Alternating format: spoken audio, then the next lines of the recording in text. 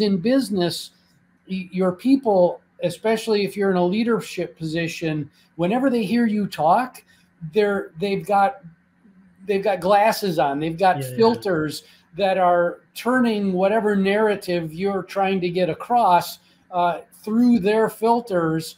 And it's amazing. You can go to the same person 3 weeks later and say, hey, can you parrot back to me what the message was? And sometimes it's completely different. Life is an endless stream of challenges, but no worries. Manuj is bringing the world's best minds right here for you.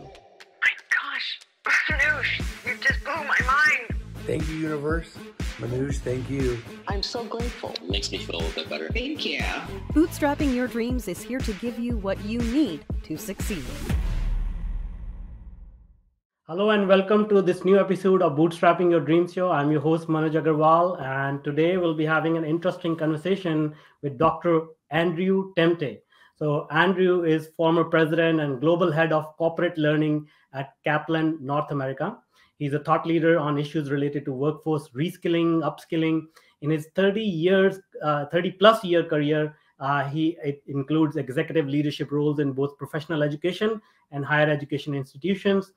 He is the author of the book Balancing Act, Teach, Coach, Mentor, Inspire.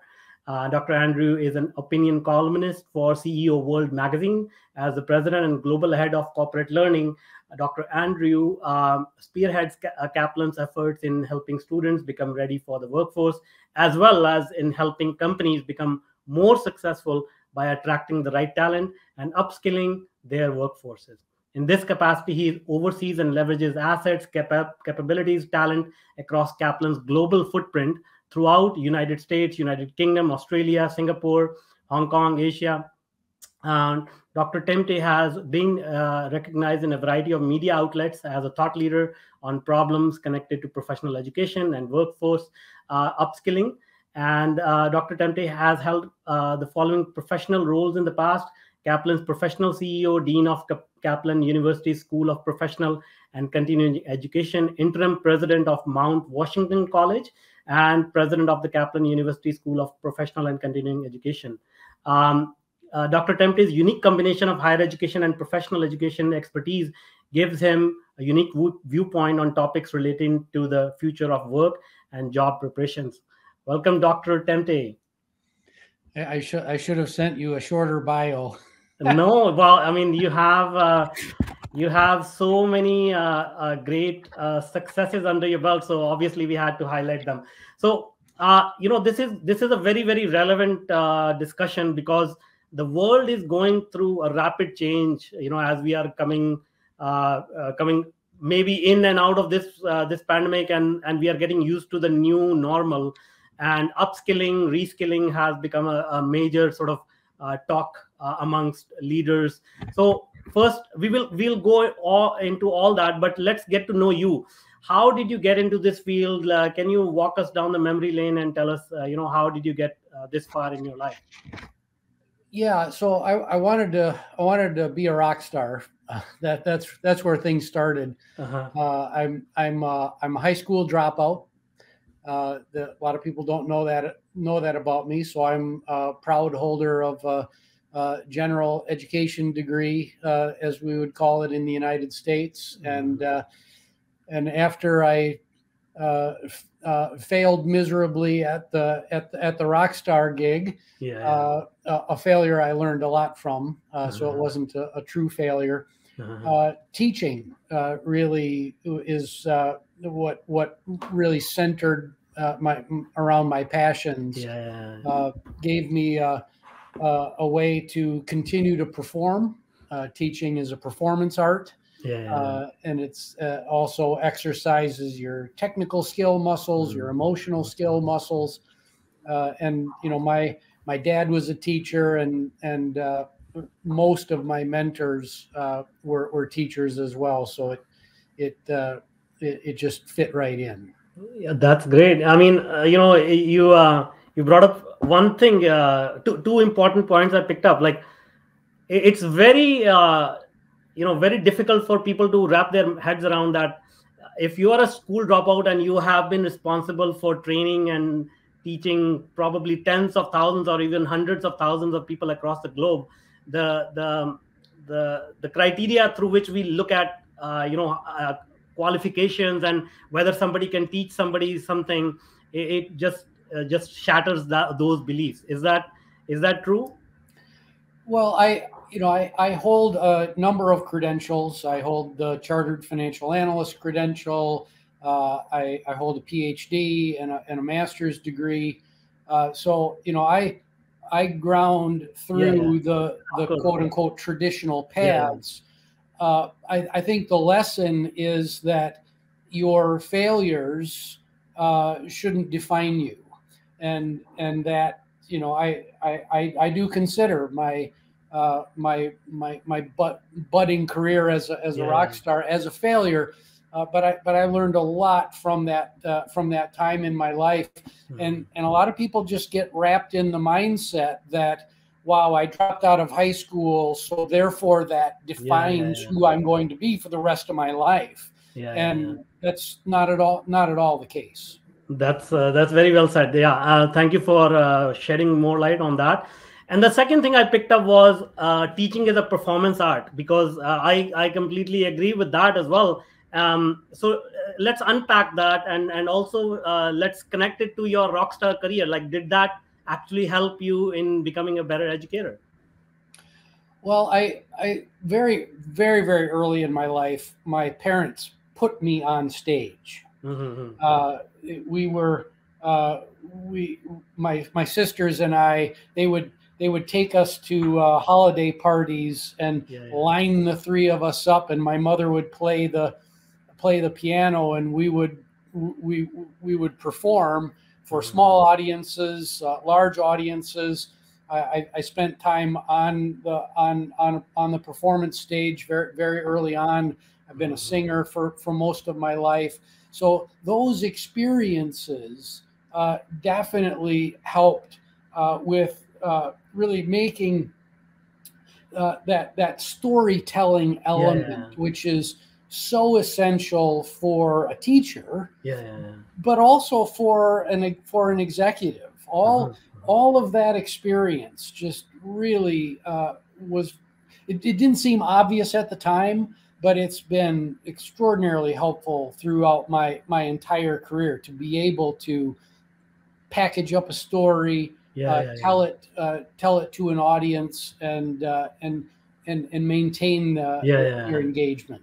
That is great. Yeah, no, I couldn't agree more. So let's dive a little bit deeper into that. Like, so, a lot of people do wonder, because communication is a skill that doesn't come naturally to us, even though, we learn the language as we grow up. And storytelling is a huge part of how we communicate, how not only communicate, but that, as you said, keep the audience engaged and make them remember what we said, because it's one thing to just give some information and then they'll forget about it. But it's another thing to, retain that information. So, can you tell us what effect does the storytelling component of communication have on other people?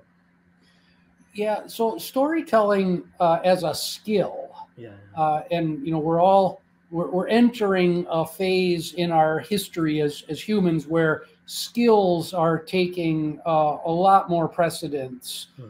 Certainly, it's about.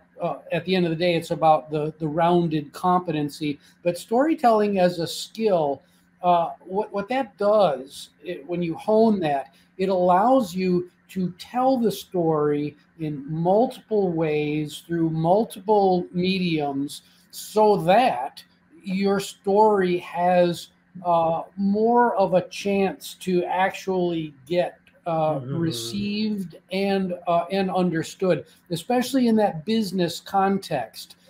Because in business, your people, especially if you're in a leadership position, whenever they hear you talk, they've got glasses on, they've got filters that are turning whatever narrative you're trying to get across through their filters, and it's amazing. You can go to the same person 3 weeks later and say, "Hey, can you parrot back to me what the message was?" And sometimes it's completely different. So you have to, as a leader, train yourself and get really good at the skill of telling the story multiple ways through time. Be consistent, but change it up a little bit so that it gets understood by multiple audiences. That's great. Yeah.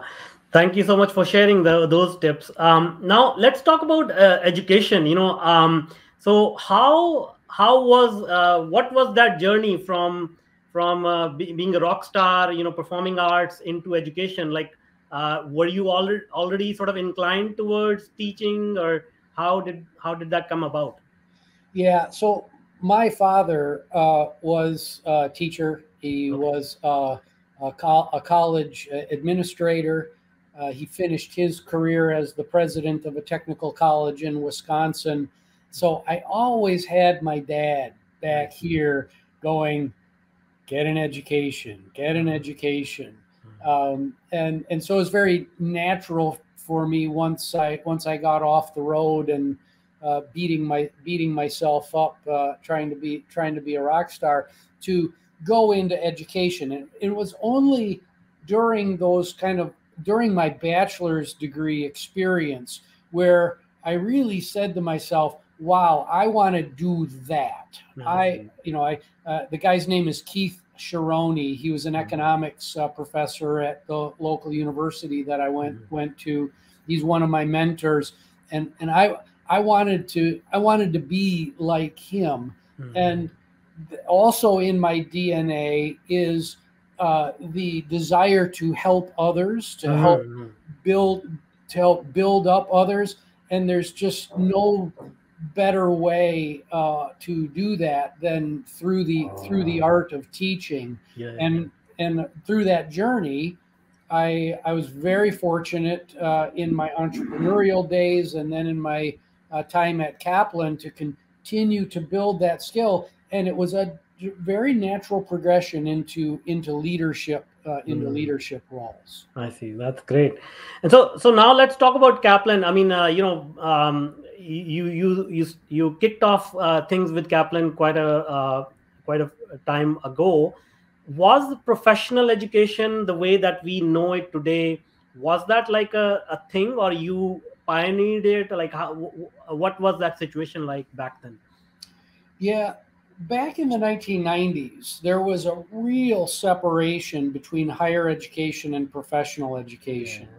Professors at universities, I'm generalizing here, but for the most part, looked down their nose at professional credentials like the CPA, the CFP, the CFA. Those are certain financial credentials, but it just wasn't a natural thing to tie a degree as a credential to a professional credential, which is really the demonstration of a set of skills that are valuable or have currency in the workplace. And so those kinds of credentials that I just mentioned, they certainly existed back in the 1990s, but there was a real separation. I think what we've done over the last 25 years is really do the hard work to show the higher ed side that degree plus industry recognized credential really has value to individuals, to show that not only have I mastered persistence, which a degree is really a persistence credential. Most degrees are persistence credentials at the end of the day, but that I know how to do something. I've got a set of skills, demonstrable skills that I can offer you.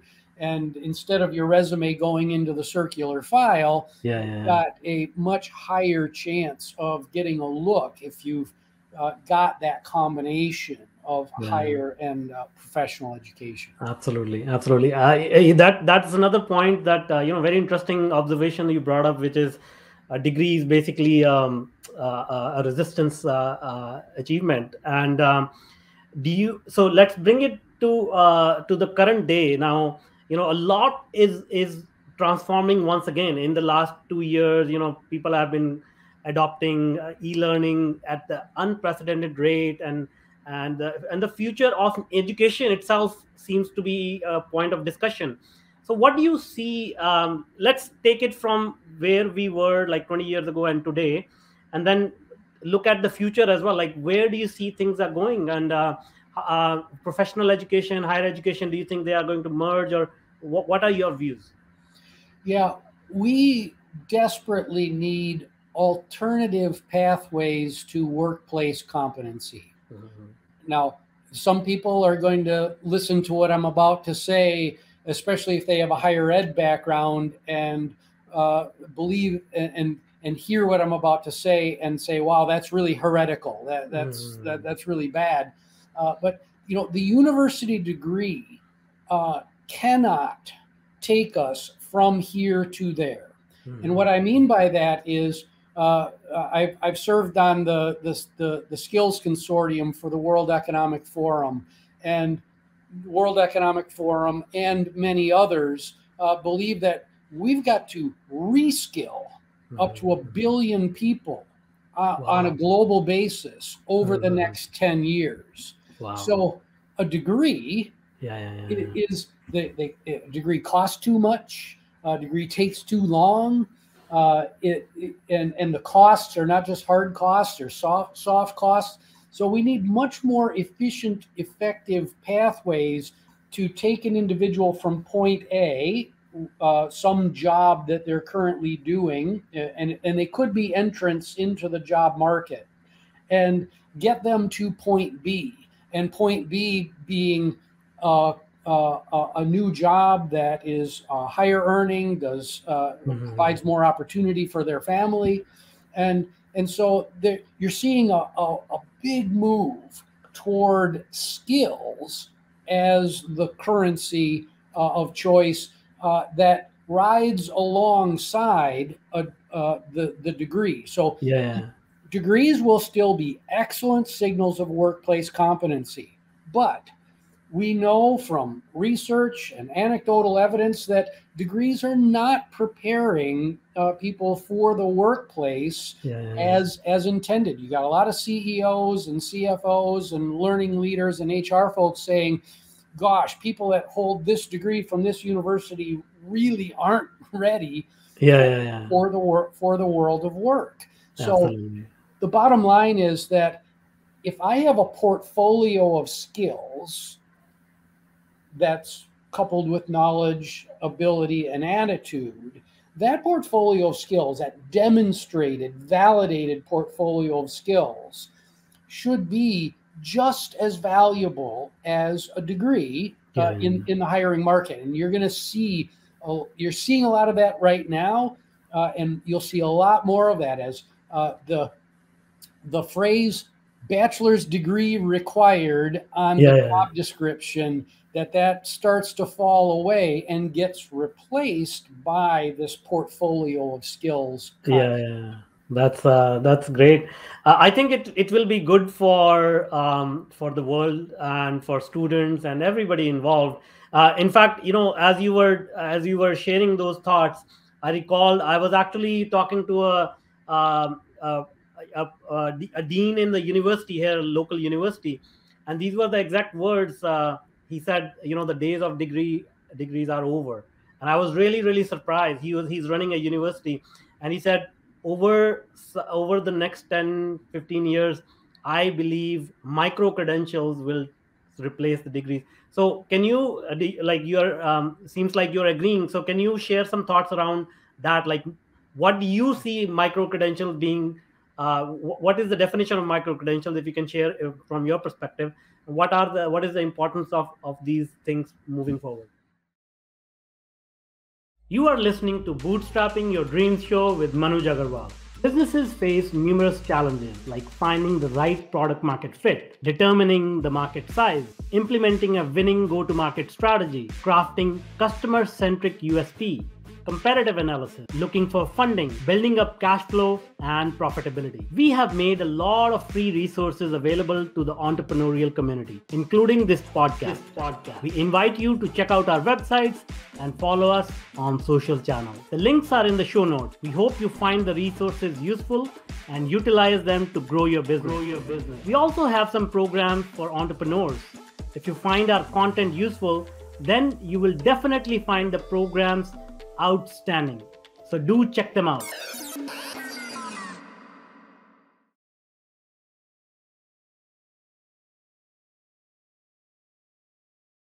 Yeah, so to be clear, I don't agree with your friend that the degree will somehow become irrelevant or the degree will somehow die. Degrees will be important for a certain subsector of the population. Unfortunately, I think we're on a path where the degree becomes more of an elitist credential because of its cost, because of its lack of accessibility, diversity, inclusion. There are a whole host of those issues. Now, think about, to answer your question specifically, I'll go back and think about a 17-year-old kid who's in high school today and thinking, gosh, got their parents breathing down their neck. What are you going to do with your life, Billy? And that kid is sitting there going, gosh, I can go spend 4 years at college and party and have lots of fun and maybe come out with some validated skills that are going to get me a good job.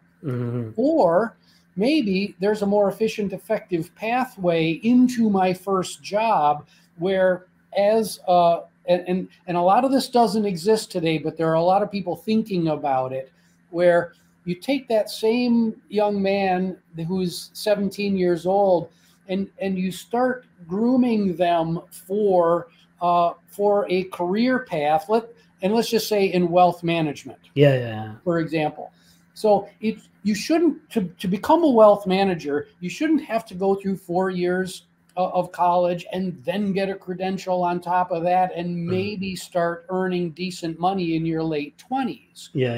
There's got to be a way, and we're thinking really hard about this, to stack what your friend called micro credentials and have those micro credentials be earned while you are earning. So you're learning while you're earning instead of learning to earn. And this is where, in the United States at least, we do not do a great job of apprenticeships, except for in some of the trades, which is awesome, electrician, etc. But we don't do a great job of apprenticeships where I can graduate high school. I want to be a wealth manager. I want to do something in wealth management. I don't know exactly what that is, but here's a micro credential stacked up on another micro credential that gets me in the door. I start earning a living wage, and I get attached to a mentor, and the company I'm working for is providing me additional education opportunities, stacking more micro credentials on top of the portfolio that I already have. Those stack of micro credentials might lead to a degree at some point, but they shouldn't. It shouldn't have to lead to a degree. It should lead to a productive career in wealth management, where every step along the way, I'm learning, I'm earning.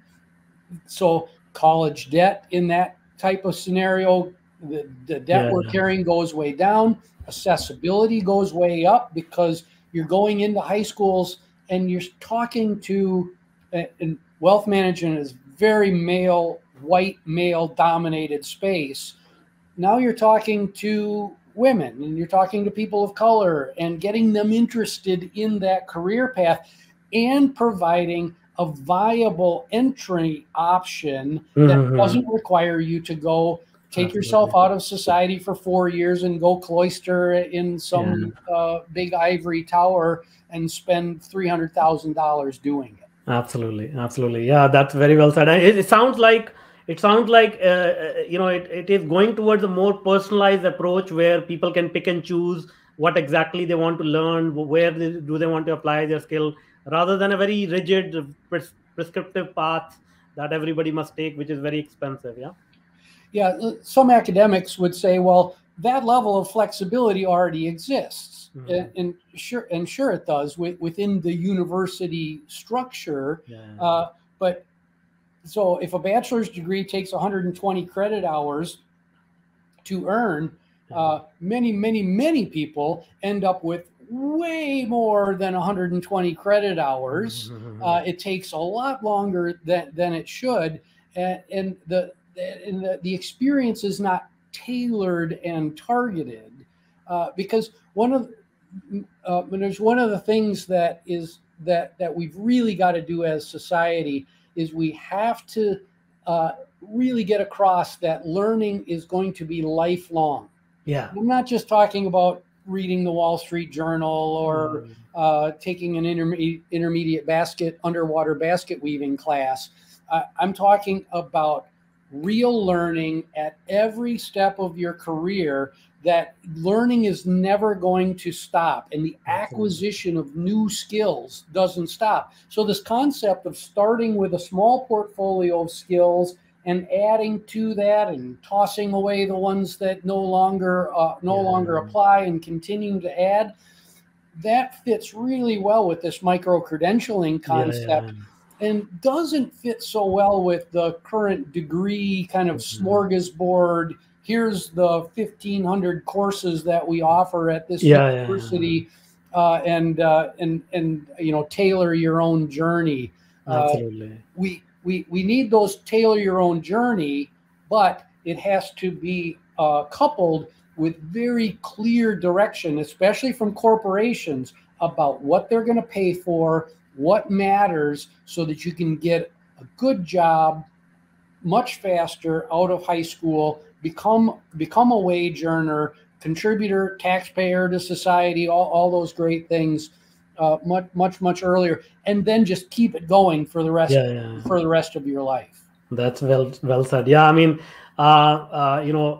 lifelong learning is showing the necessity of lifelong learning has become so much clear in the last 2 years. People who are always sort of trying new things, they are thriving, pivoting their businesses, they're finding new jobs, and so that is a point well taken. Now, since this topic is close to my heart, both education and artificial intelligence as well, and you have a very unique vantage point to look at what is happening in the job market and education as a result of AI.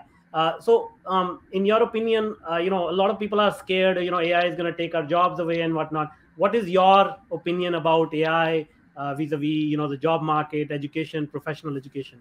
Yeah.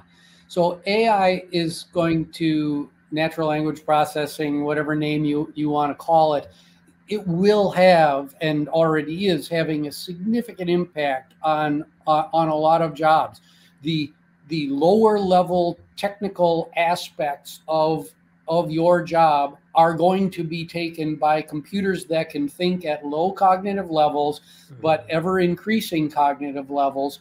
So what do we have as humans to bring of value to bring to the workplace? Well, we have our human selves. The probability that a computer will be able to emote and connect and collaborate and teamwork, etc., the way that humans do, at least for the next my foreseeable future, the next 30 years, everything that I know about AI, which is more than enough to fill a thimble, says that part of your job, that relationship part of your job, is not going to be taken by a computer. So that's where we need to double down as learners, as educators, is on those human skills, because again, at the end of the day, what do we have to bring to the world of work but ourselves? Yeah, absolutely. And old management styles where we all show up in suits of armor and we don't bring our whole selves into the world of work. That is certainly going to go away. These kind of directive, my way or the highway management styles, and we're entering this era where your opinion matters in business, and the diversity of ideas, not just color and gender, but the diversity and inclusion of ideas. We're going to get much richer outcomes if we say, okay, computers can take that, and let's double down here, because what's a business's most valuable asset? Humans. The humans. Yeah. What does the business serve? Other humans. Exactly. For the most part. Yeah. No, this is spot on. I completely believe in what you just said. And as we were discussing earlier, storytelling, communication also will become even more important as computers take over, because that is the fundamental sort of glue that binds us, help us create the relationships. Now let's talk about your book,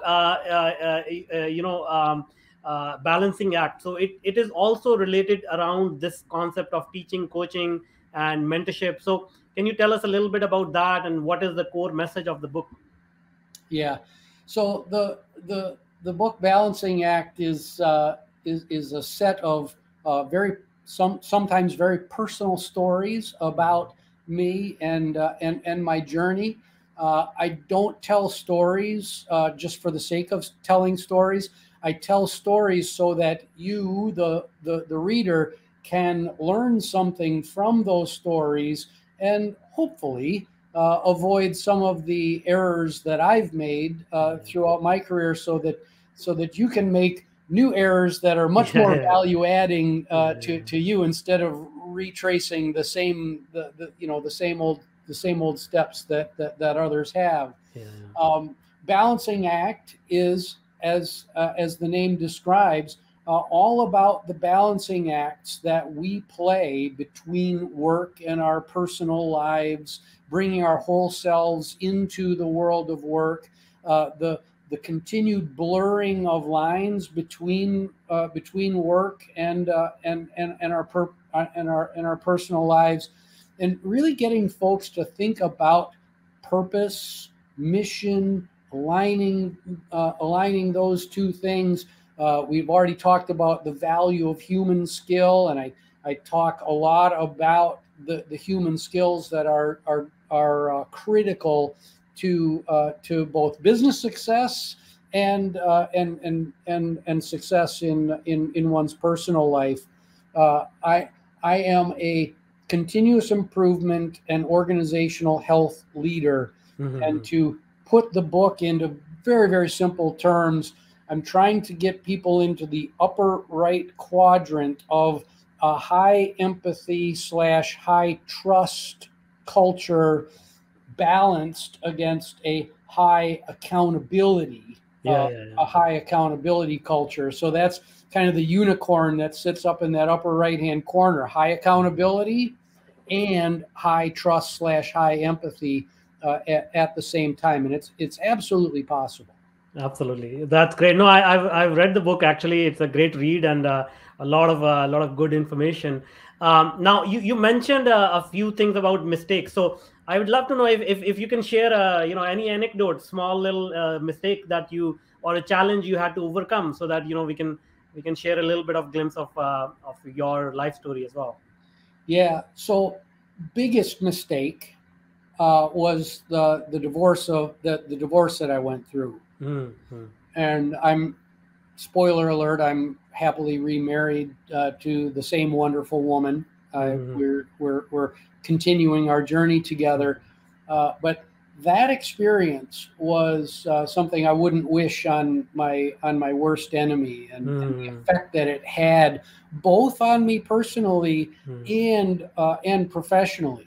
Now, there were mistakes aren't truly mistakes if you learn something from it, and I learned a lot during that time. I would say the second is that I didn't learn early enough in my career about quieting my own ego, ensuring that it wasn't all about me as a leader, as an entrepreneur, but instead about the team, about the vision, about the customer. And I was far too focused on myself. And people just need to hear that, yeah, it might be scary to think about not being all about yourself early in your career, but it will definitely pay dividends if you are more inclusive, quiet your own ego, open the ears a lot more, and you will see great results. And I would say just number 3, not to overload everybody, but hire people that can surpass you. Now, some of my former reports, I don't want them to take offense to this, but I hired too many people in my past that did not have the potential to surpass me, and it negatively impacted business results. Made me feel better at the time. Right? I felt like I was more in control. But at the end of the day, we didn't get that richness of the experience, the ideas, the diversity. And I wish I could go back and learn that lesson a little sooner. Those are very important, very, very valuable lessons. Thank you so much. And now one more question is about mentorship, because even in the book, you spend quite a bit of time on mentorship coaching. So what is the role of a mentor or coach in your life, in other successful people's lives? Because a lot of people I talk to, they don't realize how important a mentor what is the importance of a mentor in their life? Yeah, well, I have very strong opinions about this. I think we're doing a terrible job when we talk about mentorship and coaching, and we tend to conflate the two. We tend to have them overlap. A coach can become a mentor, but a mentor doesn't have to be a coach. So I'd like, I want to start our listeners, our viewers off there. The second thing is the number of coaches you will have in your life is a lot bigger number than the number of mentors you have in your life.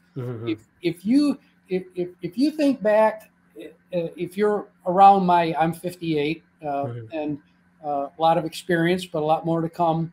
I've got this many mentors, and a couple of them have already passed on. So people that I truly consider to be those high impact mentors, it's a very, very small number. Versus the number of coaches that I've had, which ranks in the dozens. Football coaches, track coaches, human skill coaches. Most of the teachers that I've had in my life have played some kind of coaching role. So coaching is a very point in time, specific set of outcomes, kind of an engagement. It's a shorter engagement, whereas my main mentor, a guy named Carl Swayzer, who we started the CFA business together back in 1990, he's the guy that I call. He's in his mid 70s now, wonderful man, but I can still pick up the phone. I feel very fortunate, still call him, get some advice.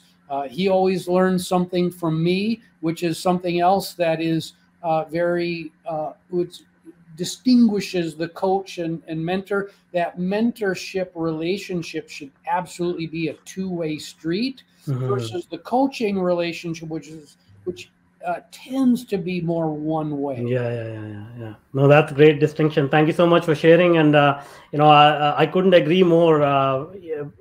However we look on that and we refine the definitions, but they do play a huge role because we are always blindsided in some way or the other, and mentors can can really help us see through all those blind spots. So thank you so much for being with us today, Andrew. This has been a very, very educational, no pun intended, conversation.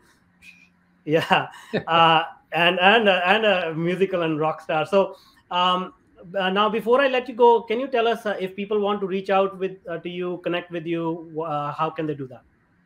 So you can find me on LinkedIn. Just look up Andrew Temte, and I'll show up. I'd love to connect with you. Also have a Facebook page that of the same name. My website is andrewtemte.com, all one string. Don't put a P in my last name. Everybody wants to, so andrewtemte.com. On my website, you'll find my podcast, which I'd love to invite you to someday. Thank you so much. Thank you. You'll find my Saturday morning muse. Every Saturday morning, I publish a very short newsletter on what I'm thinking and feeling through the week that has value to you.